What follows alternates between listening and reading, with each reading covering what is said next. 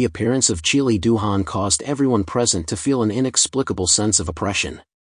Perhaps this was the unique resonance between the truly powerful, an aura that ordinary individuals could never possess. Except, of course, for a certain guy who'd always worked hard to appear harmless. Qinling Duhan stood on the street like a colossal statue. He coldly surveyed the numerous corpses of the three-eyed clan soldier corps littering the ground, then turned his gaze to the members of the Knights of the Round Table standing atop the bodies. A look of disgust crossed his face as he frowned. Amongst the vermin, some actually possessed genuine strength? I've always said that these ugly creatures should be exterminated. They should never be allowed to survive. Qinling Duhan raised his massive sword and swung it down coldly toward the front. This strike was unremarkable, devoid of dazzling supernatural effects, yet it unleashed a terrifying sonic boom. The air itself churned into a raging gale, blowing surrounding buildings flying sideways. The sheer power of a single sword strike was truly terrifying. Lancelot's expression immediately hardened, though his eyes betrayed unhidden delight. Finally, someone with some real skill. Ha! He let out a long, piercing cry as a pitch-black longsword suddenly materialized in his right hand. Black flames swirled up from his feet, spiraling upward to envelop his entire body like a hellish inferno demon. The knight swung his double-handed sword with all his might, colliding with the colossal blade, several times larger than Lancelot himself. Boom! Colossal force erupted violently outward, hurling buildings from several surrounding streets in all directions under the terrifying impact. Even the members of the Knights of the Round Table paled and fled the area immediately.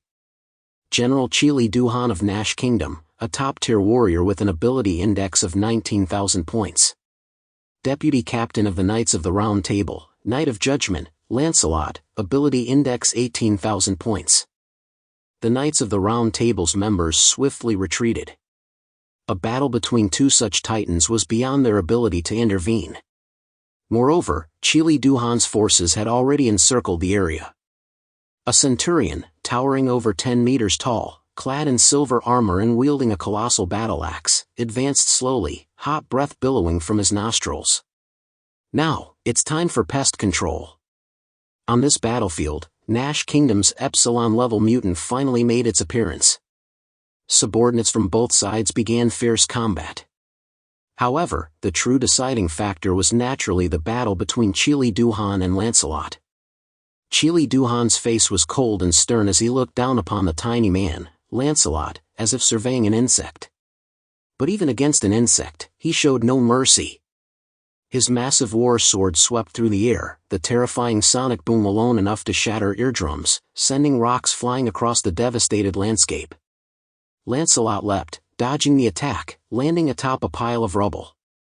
A closer look revealed a trickle of blood at the corner of his mouth. That single frontal collision, fueled by Qinling Duhan's immense power, had already forced blood from Lancelot's mouth. The innate, formidable physique of the three-eyed clan was beyond human reach, and Lancelot had paid the price for it. Yet his face showed no trace of fear, only a gleaming look of excitement. He was a born battle maniac, craving combat against formidable foes. And this was his first time ever facing a mysterious race from the underworld in direct combat. This visceral thrill, mingled with a deep-seated shiver, made him so exhilarated he nearly roared aloud. "Worm, who gave you permission to look down on me?" Qinling Duhan watched him coldly as his war blade struck again, effortlessly sweeping away the debris before him. A raging tempest surged from his blade, the turbulent air currents engulfing Lancelot and making it difficult for him to steady his feet on the ground. Yet he dug his feet into the earth with all his might, leaving 2 deep gashes in the ground. Conqueror, Glade. His left hand manifested the Guardian Shield Glade, while his right wielded the pitch-black Sword of Conquest, Conqueror. This was one of his abilities, Sword and Shield. As a knight, it symbolized conquest and protection, it was his glory. True to their names, Conqueror possessed devastating offensive power, while Glade offered formidable defense, capable of deflecting frontal attacks to the utmost.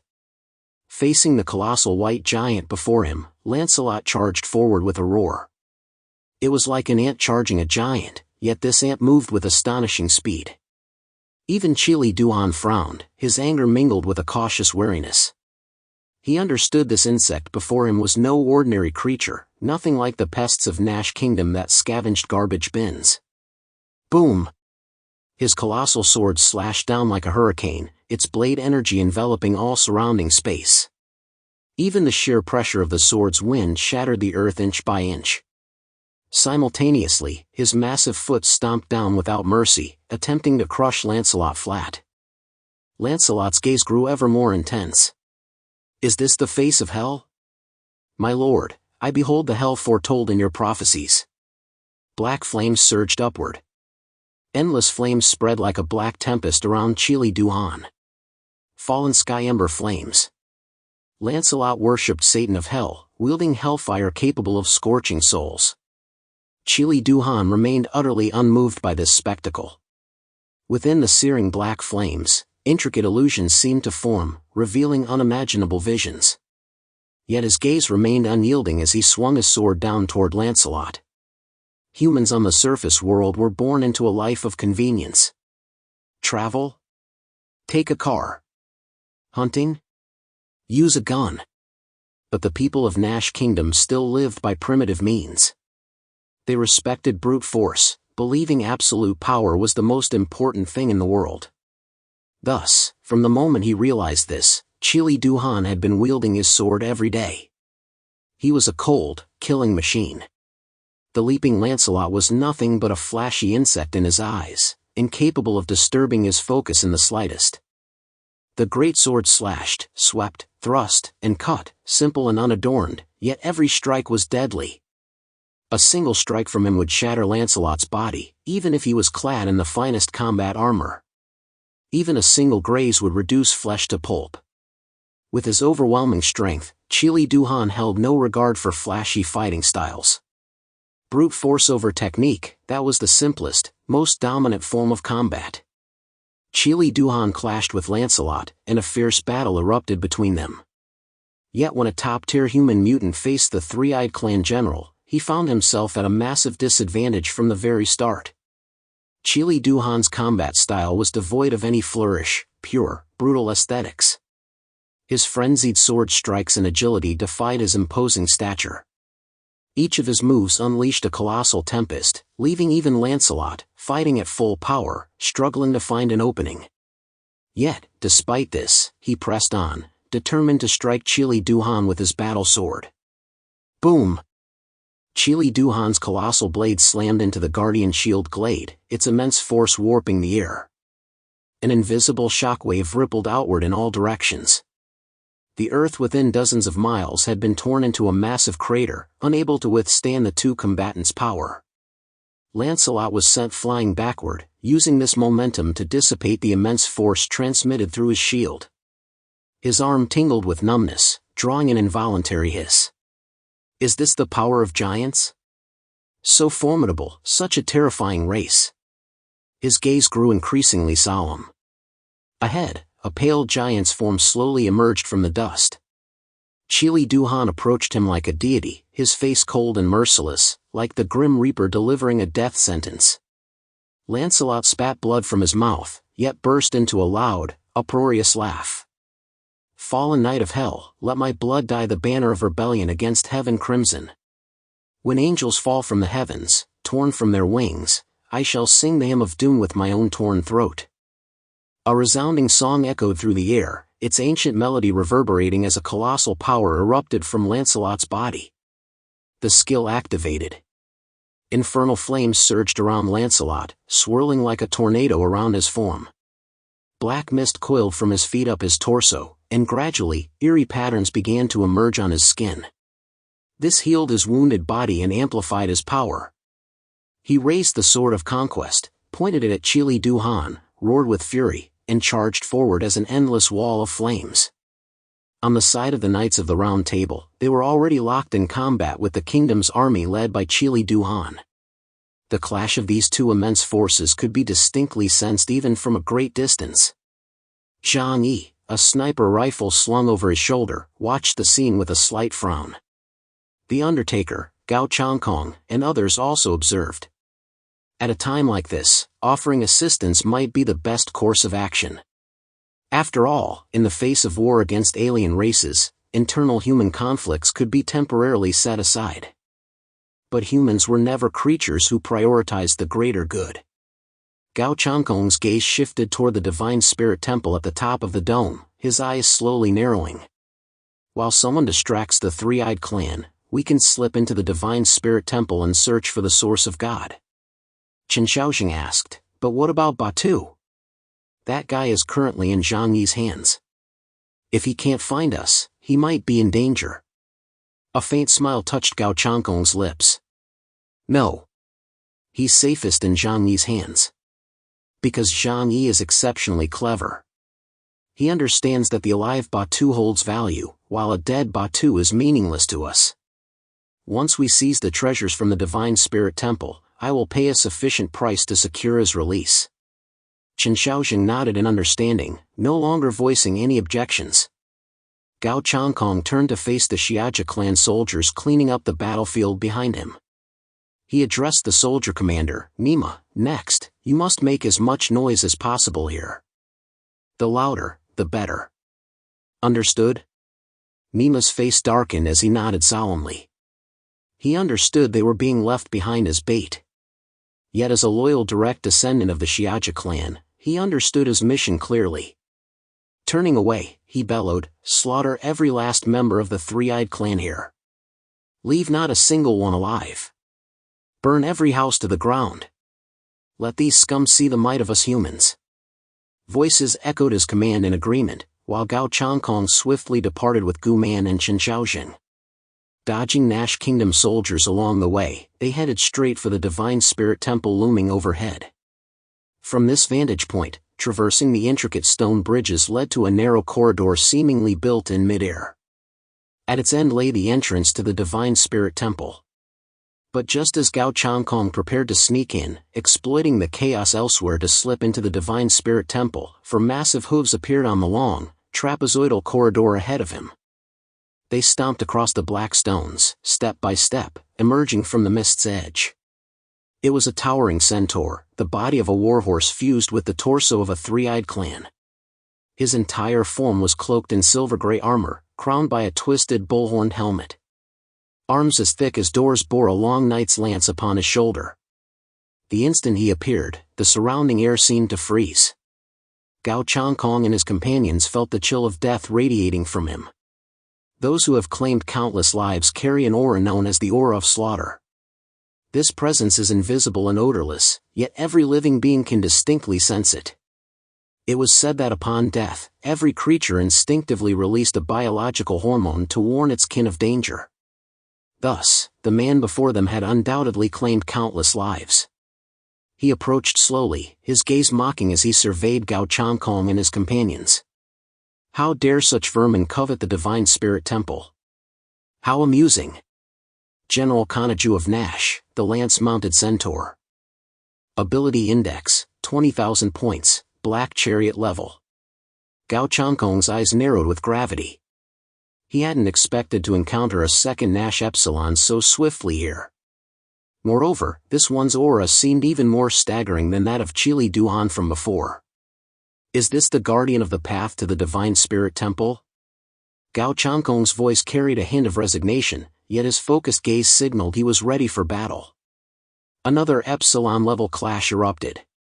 The sheer power was staggering. Even Jang Yi, who had been casually sniping Nash Kingdom soldiers from afar, couldn't help but glance over. What formidable deterrence! It feels no weaker than the Undertaker's. Nash Kingdom truly possesses countless powerful beings. Thankfully, most of them only grew strong after the apocalypse's influence. Otherwise, given their racial gifts, who knows how terrifying they might become over time. They might even become the Titan demon gods of myth and legend. Jang Yi felt a flicker of awe. But he paid no heed to such thoughts. His team remained the least conspicuous, the most agile in their movements. Moreover, he didn't single out powerful opponents to strike. Every soul within his sight was fair game. Let the Undertaker, Gao Changkong, Lancelot, and the others test the caliber of Nash Kingdom's elite warriors first. When the moment demanded it, Jang Yi would make his move. Sure enough, the Undertaker soon encountered formidable opponents. In the name of the Buddha, the Undertaker, along with the Sangha temple monk soldiers he commanded and the private army of the Yashilangtai clan, carried out merciless slaughter against all nations in the central regions of the Nash Kingdom. As descendants of the Snowy Plateau, they understood better than anyone that these people, if left alive, would inevitably become a colossal threat to humanity in the future. Especially for the Snowy Plateau, they couldn't be allowed to develop unchecked. If they ever broke through the eternal doors, the Snowy Plateau would surely be slaughtered. The best possible outcome would be for all of humanity to become their livestock. The commotion here also drew another powerful figure from Nash Kingdom. This was a giant standing over 10 meters tall, so massively built that every muscle seemed forged from steel. The eye on his forehead perpetually glared at everything around him. His fiery red hair grew wildly in every direction, making his entire being resemble a blazing inferno. He appeared in the area where the Undertaker and his group were, his face twisted in disgust. Scanning the utterly destroyed city blocks and the fallen three-eyed clan soldiers, he spat contemptuously onto the ground. Useless trash. As humans, you let yourselves be killed by these beasts? You don't deserve to be called human. Several monk soldiers, spotting the red-haired giant, immediately charged forward wielding their Vajra maces. Seeing this, the red-haired giant's mouth twisted into a grim, chilling smile. He unleashed a single, unadorned punch directly toward the direction they were charging from. His massive arm resembled a stone pillar. The impact sent the space before him into a state of shock, followed by an endless wave of explosive flames engulfing the entire street. In an instant, those monk soldiers and everything behind them were enveloped by the searing, blazing inferno. In that instant, they felt a fleeting warmth, a brief sting of pain, before being incinerated into ash by the terrifying heat. A single punch illuminated the entire district, reducing the street to ashes. Not a single survivor remained, neither among the three-eyed clan nor the human soldiers. The Undertaker clasped his hands together, his gaze calm as he looked at the three-eyed clan's great general. Amitabha! Golden light surged from his body. His eyes held no trace of killing intent, yet his actions were decisive and merciless. Heh, come on, worm. Appearing before the Undertaker was another great general of Nash Kingdom, Explosive Fist, Li. Ability Index, 20,000 points. Black Chariot level. Battles erupted across Nash Nation, wave after wave of Epsilon-level power surging skyward, striking terror into all civilians and low-tier mutants. Even Jang Yi sensed a threat of danger now. Those auras were simply too formidable, even he wouldn't find them easy to overcome. Good thing I'm better at defense. This thought brought Jang Yi some peace of mind. His greatest strengths lay in defense and retreat. Even against a 20,000-point Black Chariot-level mutant, if he couldn't win, he could still escape. As long as I don't encounter one of those monstrous rules category mutants, or a higher tier time and space-type mutants who counter me, I won't face any danger here. Jang Yi thought to himself. The latter scenario was more challenging, however, as both time-based and space abilities were exceedingly rare. Not to mention dual ability mutants, so far, among all the mutants he knew, he was the only one who possessed a dual ability. As for rules category mutants, he doubted he'd easily encounter one capable of threatening him. Exceptions like Ho-Tu were extremely rare anomalies. Jang Yi looked up at the vast, suspended Divine Spirit Temple. Though a flicker of desire stirred within him, he merely smiled. He never took risks lightly, always testing the waters thoroughly before acting. He would rather do nothing than make a mistake. They're all fighting against powerful foes. I can't just stand by. I'll help them cleanse this realm thoroughly. Jang Yi's gaze turned icy. Raising his gun from his elevated position, he commenced a fresh wave of slaughter. As a supernatural being with a trait index soaring to 18,000 points, specializing in long-range assassination, no target, human or mutant, save for an Epsilon, could withstand even a single bullet from his weapon. Jang Yi could have deployed his arsenal for a full-scale firepower assault, delivering a dimensional strike against a primitive nation like Nash Kingdom. But that clashed with his low-profile approach, so he refrained. Just then, Janda's voice echoed in Jang Yi's ear once more. "Lord Chaos, the Undertaker, and the others are all fighting. Please let us join the battle too. We came for the Holy War. We would rather die fighting than stand idly by here." Having kept them on standby for so long, though safe, left them with a sense of guilt. They were not cowards. If word reached the outside world that they had hidden during the great battle, they would bear the shame for the rest of their lives. Hearing this, Jang Yi finally nodded in agreement. "Very well. Since you wish to fight, then go forth and fight." He now had a rough assessment of the strength of Nash Kingdom. This subterranean tribe's power paled in comparison to the entities dwelling beneath the Qinling Mountains. Just as Yang Xinshin had said earlier, a civilization's strength wasn't determined by the length of its history. As the veil of mystery lifted, the initial dread the three-eyed clan had instilled was gradually fading. Jang Yi summoned Janda and the others out of the shadow space. They numbered only a few dozen. Among the original 500, most of the less powerful had been left behind by Jang Yi to clean up the battlefield of the Demon Kingdom. Jang Yi believed that once beneath the demon abyss, numbers were no longer paramount. Thus, though only dozens remained, they were the most elite among the 500, each an extraordinary mutant of formidable power. Having finally reached Nash Kingdom's soil, they felt the surrounding battles and the surging passions of combat ignited their own blood. "Brothers, slaughter these foreign invaders." Janda let out a piercing war cry, raising his Vajra rod to charge headlong at Nash Kingdom soldiers. Jang Yi remained outside the fray, picking off enemies one by one from a distance. With his cover, Janda and his men advanced like a tidal wave, effortlessly defeating several Nash soldiers. After confirming the area was clear, Lian Yu, Uncle Yu, Fatty Su, and Flower joined the fray. Jang Yi remained extremely cautious. Though he killed the most, he made the least noise. In this place with poor communication, such stealth made it unlikely to attract Nash's elite fighters. Yet, perhaps because the number of Nash soldiers silently dying grew steadily, it inevitably drew attention. Jang Yi quickly made his way towards the huge temple. Suddenly, a three-eyed clan giant wearing a white tuxedo and a white pointed hat came out of nowhere and revealed himself in front of Jang Yi. He slowly raised his head, revealing a face beneath the top hat that was deathly pale, devoid of any color. His narrow eyes sparkled with the amusement of one observing prey. He then tipped his top hat, as if offering a salute to Jang Yi. "I am Senbamu, Grand General of the Nash Kingdom." Senbamu with an ability called Devil's Casino, trait system, rules category mutant, ability index 19,000 points, white chariot level. Yang Xinshin's voice rang in Jang Yi's ear. Due to her own rules category ability, she was able to sense it in others. "Brother, he's a rules category mutant.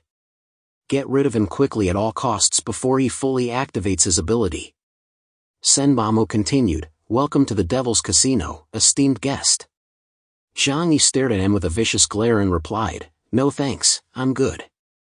Before Senbamu could respond, Jang Yi had already raised his two white owl pistols and colossal void energy surged through his arms, coalescing before erupting into a terrifying strike. Halberd of Doom. His dual gun merged, spewing forth a colossal void war spear from their muzzles. In an instant, it cleaved the sky, hurtling towards Senbamu. Sensing the annihilating power within, Senbamu's face turned pale. The collision occurred in an instant, no earth-shattering explosion, only a silent, complete annihilation. Senbamu watched helplessly as the colossal war spear descended upon him. His eyes bulged in terror as the halberd of doom loomed infinitely larger before him, like a mountain crashing down. Moments later, Senbamu vanished from the street. Along with him, the street he stood upon and the city within tens of thousands of meters of space behind him were erased entirely. Only a colossal, spear-shaped crater remained, a scar forever etched upon the Nash Kingdom. Jang Yi struck down Senbamu with one blow. Though his body couldn't withstand Jang Yi's overwhelming attack, the formidable origin of his being remained intact. Jang Yi wasted no time, using an energy preservation canister to collect it. Had anyone other than Jang Yi faced him today, the outcome would have been dire. After all, according to the rules of the Devil's Casino, no matter how fortunate Jang Yi might be, he would inevitably lose limbs or even internal organs during the gambling process. Thus, even after breaking the gambling scheme, he would still be killed by Senbamu. Too bad Senbamu ran into Jang Yi, the overpowered bastard. Even after killing Senbamu, Jang Yi still felt a lingering dread. Jang Yi turned to observe the other battlefields within the city. Fierce combat raged on, resembling countless monsters locked in one-on-one duels. Yet Jang Yi dared not rush to aid them.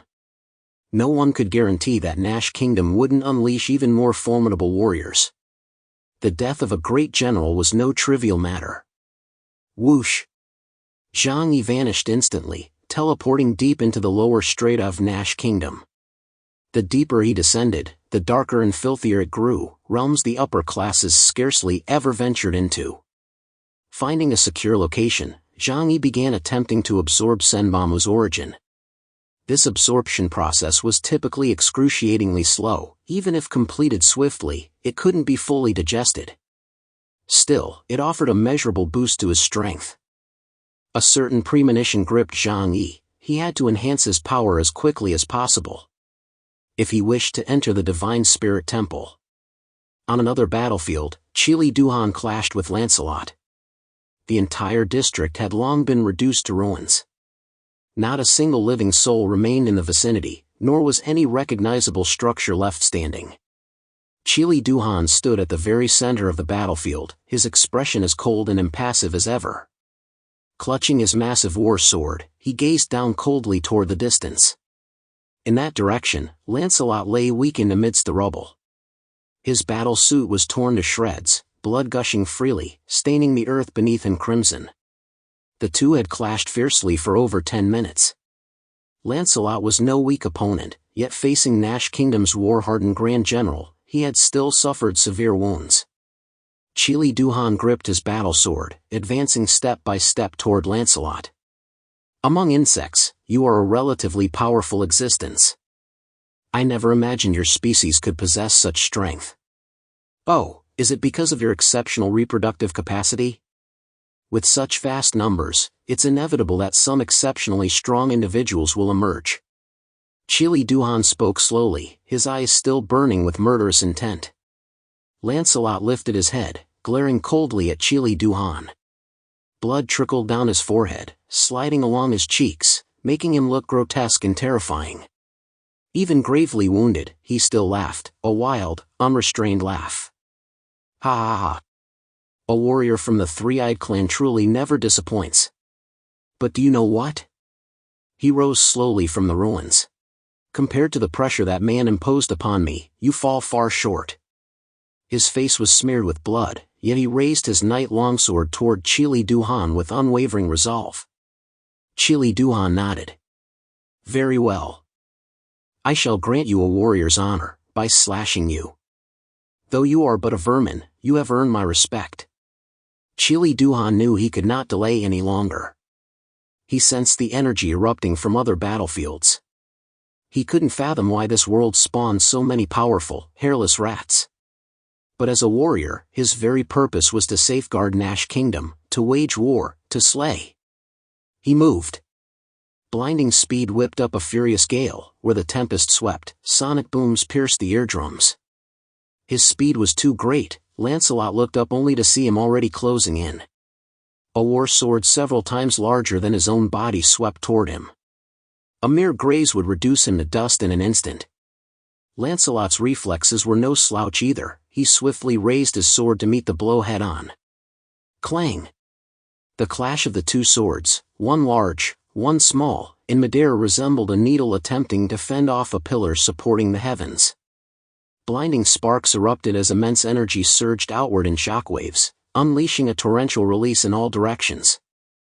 Once more, the surrounding land, already pitted like an abyss, was driven downward another dozen meters. Qinling Arc remained expressionless as his attacks poured forth like an unstoppable flood.